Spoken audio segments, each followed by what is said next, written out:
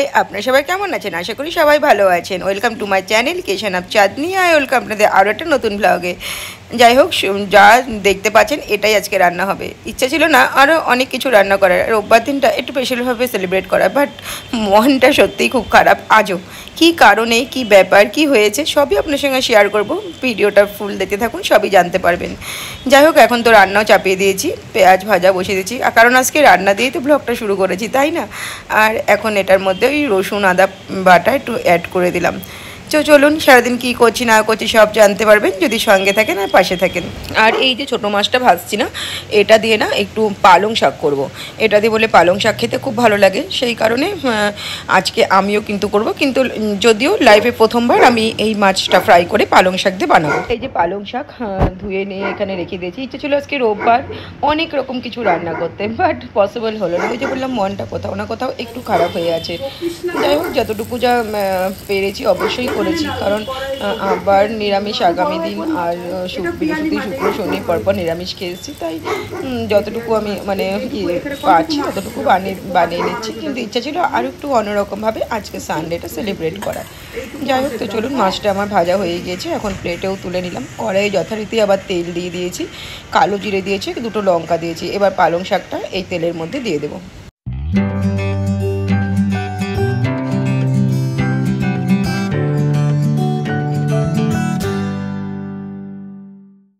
এখন পালং শাকটা আমি অ্যাডও করে দিলাম। আর হ্যাঁ, অল্প করে না রসুন থেতো করে দিয়েছিলাম পালং শাকটা আগ দেওয়ার আগে। তেলের মধ্যে কালো জিরে, একটু রসুন থেতো আর হচ্ছে লঙ্কা, ব্যাস এতটুকুই দিয়েছিলাম।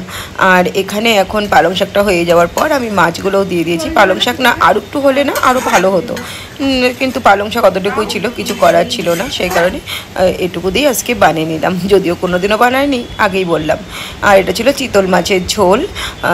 এক পিসে চিতল মাছ করেছি, কারণ নেহা ততটাও ভালোবাসে না। এটা ছিল হচ্ছে নেহার চিকেন, এরকমই খাবে বললো, আমি একটু পাতলা করতে চেয়েছিলাম। আর এটা হচ্ছে যেমনটা আপনাদের দেখালাম, পালং শাক দিয়ে মাছ দিয়ে ঝোল করেছি। এটা ছিল চাটনি, আর এটা ছিল হচ্ছে রুই মাছের ঝোল, এটা ইলিশ মাছ ভাজা, আর এখানে গন্ধ লেবু আর শসা, আর এটা হচ্ছে ভাত। Hi friends, good evening. তো আজকে সকাল থেকে আসিনি ক্যামেরার সামনে। অ্যাকচুয়ালি ভেবেছিলাম যে আজকে একটু ভালো কিছু রান্না করব, একটু অন্যভাবে ব্লগটা শুরু করবো, বাট কপাল খারাপ, সেভাবে কিছুই হয়নি। আর সারাদিনই এতটাই ব্যস্ত ছিলাম,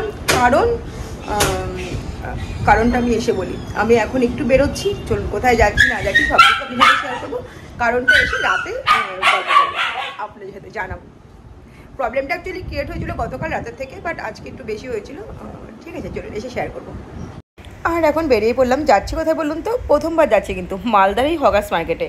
এর আগে আমি কোনোদিনও যাইনি, তাই ভাবলাম আপনিও যাই, আপনাদেরকে একটু ঘুরিয়ে নিয়ে আসি। আর রাস্তায় বেরোলে নববর্ষে আবহাওয়া, পরিবেশ, আর সবাই নতুন জামাকাপড় কিনছে। রাস্তায় কিন্তু প্রচুর ভিড়, মার্কেটগুলোতে প্রত্যেকটা দোকানে ভিড়, মার্কেটে প্রচুর ভিড়। চলুন দেখে আসি। আর হ্যাঁ, এই যেহেতু আমি পরে ভয়েস দিচ্ছি, তাই বলতে পারলাম এই হকার্স মার্কেটে ঢুকেই না আমার একটা চরম অভিজ্ঞতা হয়েছে। সেটা হচ্ছে বার্গেনিং কিন্তু আমরা সবাই করি কম বেশি। এই যে হকার্স মার্কেটে আমি কিন্তু ঢুকে গেলাম, যেটা বলছিলাম, বার্গেনিং আমরা সবাই করি, বাট হকার্স মার্কেটে যখন কিছু কিনতে আসবে বা কেউ আসবে, তখন একটা কথা মনে রাখতে হবে কি, যে ওরা যা দাম বলবে তার হাফ দাম থেকে দাম শুরু করতে হবে, পারলে তারও কম। কারণ আমি এসে দেখলাম যে এটাই এখানে হচ্ছে, যে ওই ধরুন 100 টাকা দাম চাইলে না 50 টাকা কি তারও কম 40 টাকা থেকে আরম্ভ করতে হবে। যাই হোক, আমি এখানে দেখছিলাম, নেওয়ার সম্পূর্ণ মার্কেটটা ঘুরলেও না সব দোকানগুলো আপনার সঙ্গে দেখাতে পারলাম না, তার কারণ প্রচণ্ড ভিড়। এই কারণে একদিন ফাঁকা অবস্থায় অবশ্যই আসবো। এই দোকান থেকেও আমি 2-1টা ক্লিপ নিয়েছিলাম। যাই হোক, তারপরে হগার্স মার্কেট থেকে বেরিয়েই না ডাব কাকুর দোকানে চলে এলাম। চিত্র মার্কেটে একদম মোড়ের মাথায় ডাবের দোকান, ডাবের জল খেয়ে যথারীতি এখন কিন্তু বাইরে যাচ্ছি। আর যেহেতু আমি আর নেহা হেঁটে হেঁটেই যাচ্ছি, তাই নেহা জিদ হলো LIC মোড়ের আইসক্রিম কাকুর দোকান থেকে আইসক্রিম খাবে। তো ও এখন ওখান থেকে আইসক্রিম কিনবে। চলুন LIC মোড় পর্যন্ত হেঁটে যাই, তারপরে আইসক্রিম নেওয়ার পর আর হেঁটে যাবে কি না এটা আমি কিন্তু কনফার্ম। তারপরে যেহেতু হেঁটে হেঁটেই আসছিলাম না, সেই কারণে নেহা জিদ করলো LIC মোড়ে কাকুর দোকান থেকে আইসক্রিম খাবে, কারণ LIC মোড়ে কাকুর দোকানে না ভ্যারাইটিস রকম আইসক্রিম পাওয়া যায়। সেই কারণে এখান থেকে কিন্তু স্নেহা কিছু আইসক্রিমও নিয়েছিল। আর এই আইসক্রিমের দোকানে আমি ততটা আসি না, বাট নেহা বেরোলে পারে এই LIC মোড়ে এই কাকুর দোকান থেকেই আইসক্রিম খাবে, এটাই ও জিদ করে। তো চলুন আইসক্রিম নিয়ে নিই। আর এখন তো বুঝতেই পেরেছেন বাড়ি পৌঁছে গিয়েছি। গৌকে একটু ছাদ দেখেছি, গাছগুলোতে জল দেবো, তাই ভাবলাম গৌকে নিয়ে যাই। আর এখানেও খরগোশগুলোকে দেখে এত তো চাই করছে, মনে হচ্ছে না নিয়ে আসাটাই বেটার ছিল। হাই ফ্রেন্ডস, এখন অনেকটা রাত হয়ে গিয়েছে আর আমি রাতে খাওয়াটা আজকে পুরোপুরি স্কিপ করেছি। নেহা খেয়েছে, গোগো খেয়েছে, ওরা 3 জন খেয়েছে, আমি খাইনি, আমি পুরোপুরি স্কিপ করে দিয়েছি। সবই খাবার আছে, সকালে গরম করে, যেহেতু সোমবার নিরামিষ আছে সকালে। নেহাও খাবে না, গোগো পেট্রোল যতটুকু খাবে যতটুকু খাবে না ফ্রিজেই ভরে রেখেছি ভাত, অসুবিধা হবে না, পরের দিন মিশিয়ে দেবো। তো যাই হোক, যেটা হয়েছিল, গোগোর তো কিছুদিন আগে শরীর খারাপ হয়েছিল, সে তো আপনাদের ক্ষেত্রে শেয়ার করেছি। তো শেয়ার করেছি মানে বলেছি, ডক্টর এসেছিলেন রাতে, সেটাও বলেছি।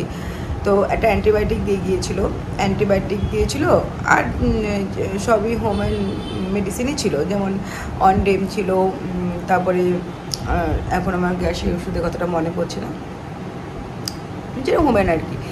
তারপর একটা জাইম দিয়েছিল, একটা জল দিয়েছিল, জলের মতো যে ওষুধগুলো হয় সিরিজের মধ্যে। তো ওই ওষুধগুলো দেওয়ার পর না গোগোর পটিতে কী হয়েছিল, মানে ওতে লুজ মোশন হয়ে গিয়েছিলো, তো পটি না পুরো মানে টাইট হয়ে গিয়েছে। এবার গোগো কাল রাত থেকে আমি দেখেছিলাম, গতকাল রাতে পটি করতে কষ্ট হচ্ছে, তো আমার তো কিছু করার নেই। এবার আমি চেষ্টা করেইছি ওকে পটি করানো, কিন্তু পটি হয়নি, কষ্ট পাচ্ছিল। আর সেটা আজ সকালে না এত বাড়াবাড়ি হয়ে গেছিলো যে ঘুম থেকে উঠে আজকে ভেবেছিলাম যে আজকে সানডে আছে, একটু ভালো রান্না বান্না করবো, যাই করবো, মানে একটু ঘরের কাজটা তো করবো, ঝুলটুলো ঝাড়বো।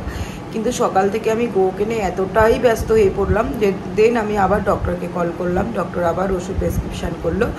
তারপরে খাওয়ানোর পরে ডক্টর বললো যে অ্যান্টিবায়োটিকের জন্য হয়েছে, কোনো প্রবলেম নেই। দেন ওর ইঞ্জেকশনের সময় হয়ে গিয়েছে, সেই কারণে ওকে লিভারের ওষুধ প্লাস কৃমির ওষুধ খাওয়াতে হবে, কিন্তু কৃমির ওষুধটা এখন বন্ধ করে রাখতে বললো, কারণ যেহেতু ওর এই প্রবলেমগুলো হয়েছে।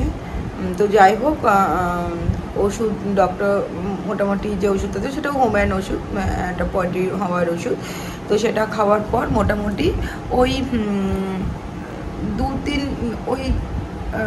2 ঘন্টার মধ্যেই গোগো পটি ক্লিয়ার করে দিয়েছে। 2 ঘন্টাও টাইম নেয়নি, 1.5 ঘন্টার মধ্যে গোগোর পটিটা ক্লিয়ার করে দিয়েছে। বা তার আগেও খাবার খেয়েছিল, ওটা একটা মানে ইয়ে ছিল, তো খাবার খাচ্ছিল, ওকে আমি খাবার দিয়েছি, খাবার খেয়েছে। ও পটি করার পর তারপর আমি মানে মনে হচ্ছে আমি একটু শান্তি, কারণ ওই যে বললো না ম্যাক্সকে দেখেছি, তো ওকে দেখার পর না খুব ভয় লাগে। তো তারপর শান্তি, তারপর এবার পটি করেছে, তারপর পরিষ্কার করানো। ওকে তো আজকে আমি স্নান করাইনি, ওকে আগামী দিন আগে স্নান টান করাবো। তারপর ওই সেই কারণে না আজকে ব্লগটা ওরকম ছাড়া হয়েছে। আর বিকেলে বললাম যে একটু মানে জল ঘুরে আসি, দেখে আসি হকার্স মার্কেটটা না, ভেতরটা আমি কোনোদিনও যাইনি, সেই কারণেই গেছিলাম। আমি দেখে দেখে বুঝতে পারিনি ভেতরে দোকান আছে, আর সেই দোকানগুলো রীতিমতন মানে একদম পাকাপোক্ত করে নিয়েছে।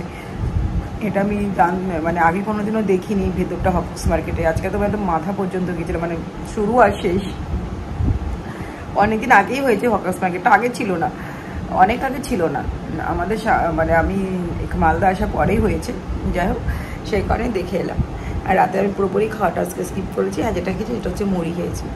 তো চলুন তবে আজকে ব্লগটা এখানে শেষ করছি। সবাই ভালো থাকবে, সুস্থ থাকবেন। আর যদি আমার ব্লগ ভালো লাগে অবশ্যই চ্যানেলটিকে লাইক, কমেন্ট, শেয়ার আর সাবস্ক্রাইব করে আমার সঙ্গে থাকবেন, আর পাশে থাকবেন। আগামী দিন দেখাবে আপনাদের সঙ্গে আবার একটা নতুন ভিডিও নিয়ে। তো দেখার জন্য টাটা, বাই আর গুড নাইট।